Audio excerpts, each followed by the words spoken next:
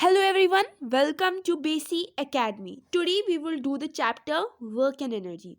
So basically, work and energy is a very easy and interesting chapter. So first of all, we will discuss about work. And work is directly dependent on force. Work directly dependent है किसके ऊपर? Force के ऊपर. अब वो कैसे, मैं बताती हूँ क्यों.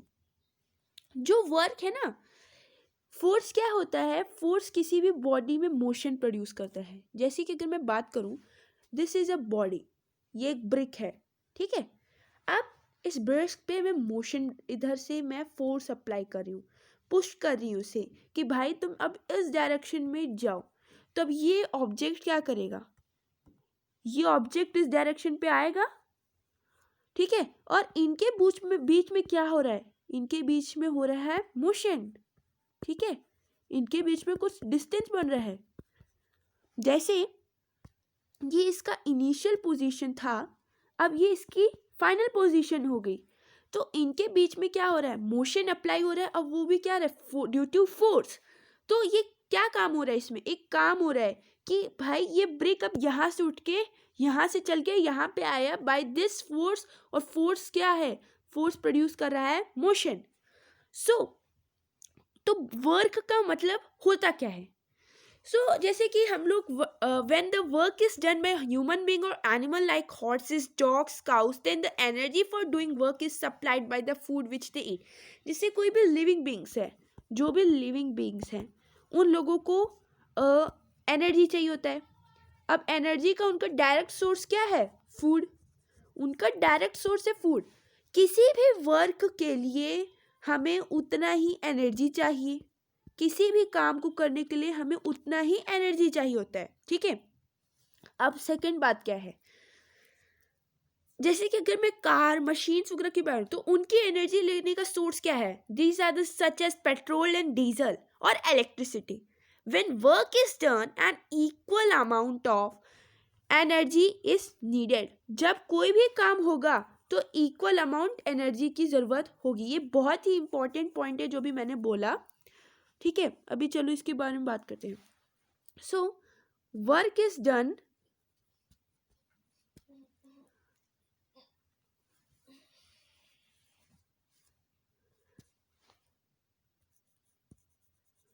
वर्क, जितना आप वर्क करोगे उतनी एनर्जी इस्तेमाल होगी. मान लो कि अगर आपने देखो, अगर आपने 10 जूल का काम किया, कितने जूल का काम किया? 10 जूल का काम किया. तो एनर्जी, जो एनर्जी है ना, उतनी ही उसके बराबर एनर्जी लगेगी, ठीक है. अब आप सोच लोगे कि मैंने इधर वर्क के लिए जूल क्यों इस्तेमाल किया, जूल क्यों इस्तेमाल किया? क्योंकि जो वर्क है, वर्क की जो स्टैंडर्ड यूनिट है दैट्स द जूल. वर्क की जो स्टैंडर्ड यूनिट है वो है जूल, ठीक है.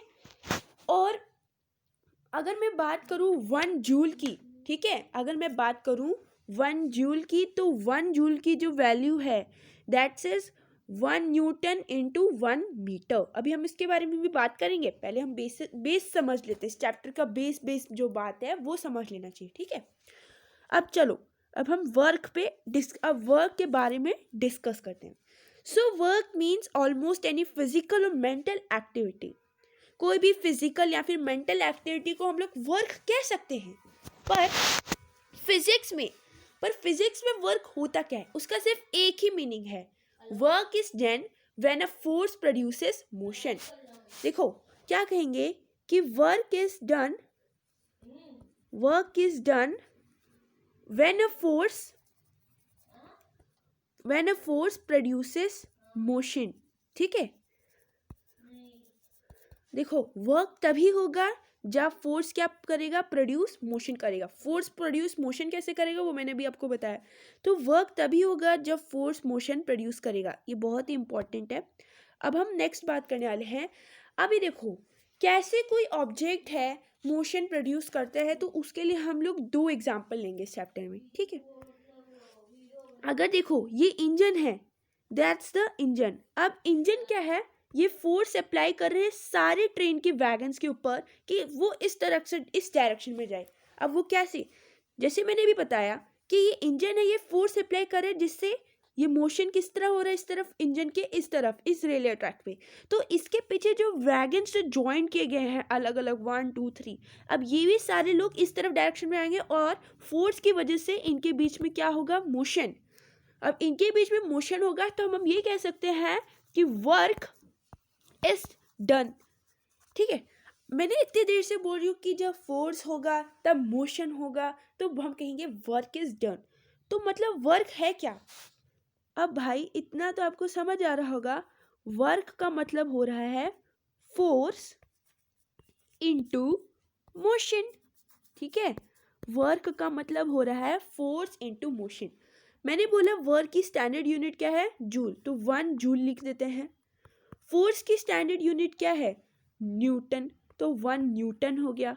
इनटू मोशन, डिस्टेंस की स्टैंडर्ड क्या है, मीटर, तो 1 मीटर। तो मतलब 1 joule is equal to 1 joule is equal to 1 newton metre, है ना? अब आपको समझ आया क्या बताना चाह रही थी मैं इतनी देर से? तो 1 जूल की वैल्यू कितनी होगी, 1 न्यूटन मीटर। 1 न्यूटन मीटर को हम लोग 1 एन एम ये भी कह सकते हैं। ठीक है, अब हम आगे बात करते हैं। ट्रेन की तो बात हमने कर ली, अब हम बात करने वाले हैं, ये देखो मैं आपको एक और बार फिर भी रिपीट कर देती हूँ। तो फोर्स इस तरफ अप्लाई हो रहा है, मोशन भी इस तरफ हो रहा है, तो वर्क हो रहा है। अब आपको बात क्लियर होगी मैं क्या बताना चाह रही थी इतनी देर से। अब हम बात करेंगे, अगर when a horse applies a force on the cart, अब इधर भी अब देखो मैंने अभी आपको जो बेस जो था वो समझा दिया कि वर्क है क्या। तो इधर देखो फोर्स ये जो हॉर्स है इस तरफ लगा रहा है, मोशन भी जिसके कारण इस तरफ हो रहा है, तो मतलब वर्क भी हो रहा है, जिससे क्या कर रहा है, ये कार्ट को अपने साथ इसी डायरेक्शन में लेकर जाएगा। A horse pulling the cart is also doing a work. ठीक है, जो हॉर्स है ये कार्ट को पुल कर रहा है, तो that's is also a work. अब वर्क के भी मैं एक और बात आपको बता रही हूँ, स्टैंडर्ड यूनिट जूल ही है, ये याद कर लो अच्छे से। Standard unit of work is joule. अब हम आगे बात करते हैं, अब हमारा जो फॉर्मूला है कैसे बना है, अब उसकी मेन बात हम यहीं से करने वाले हैं। ठीक है, चलो आगे बढ़ते हैं। सो जो वर्क है इसके 2 फैक्टर्स हैं। कितने फैक्टर्स हैं? 2 फैक्टर्स है जो मेनली वर्क डिपेंडेंट है। वर्क डिपेंडेंट है 2 फैक्टर्स के ऊपर। ठीक है, तो नंबर 1 है मैग्नीट्यूड ऑफ फोर्स। जो सबसे पहली बात हमें करनी है मैग्नीट्यूड ऑफ फोर्स। और जो हमें सेकंड बात करनी है वो बात करनी है हमें डिस्टेंस थ्रू, उनके बीच का जो डिस्टेंस, जो भी मोशन से डिस्टेंस हो रहा है उनके बीच में, distance through which the body moves, which the body moves. ठीक है, ये जो दो मेन चीज है, एक तो है magnitude of the force and the second is the distance through which the body moves. ये 2 इंपॉर्टेंट फैक्टर्स है जिसके ऊपर वर्क डिपेंडेंट है बाय द फोर्स। अब हम इसके लिए पहले मैं आपको एक बात बता देती हूँ, work is done in a moving body is equal to the product of force exerted on the body and distance moved by the body in the direction of force. अब इसके लिए हमें एग्जाम्पल लेना पड़ेगा। ठीक है, जैसे ये एक ऑब्जेक्ट है, ठीक है, दिस इज एन ऑब्जेक्ट, ये इसकी इनिशियल पोजीशन है। अब मैंने इसके ऊपर फोर्स अप्लाई किया तो इधर से इधर इसके बीच में क्या हो गया, मोशन हो गया। अब मोशन होने के बाद इसकी फाइनल पोजीशन क्या होगी, ये होगी फाइनल पोजीशन। तो इसके बीच में ये डिस्टेंस ट्रैवल हुआ। अब तो वर्क मैंने अभी आपको क्या बताया, जो बेस था वो तो मैंने आपको समझा दिया है। तो वर्क इक्वल्स टू, अब वर्क की वैल्यू क्या है, work equals to force into distance. Work कितना हो गया, फोर्स इनटू डिस्टेंस, और जिसको हम ये भी लिख सकते हैं W into capital F into S। ठीक है, ये हो गया work. So if a force F acts on a body and move it a distance in its own direction, then work done equals to force into distance, which can also be written as work into force into distance. When a force F moves a body by distance S in its own direction, then work is done and then we can write this statement here.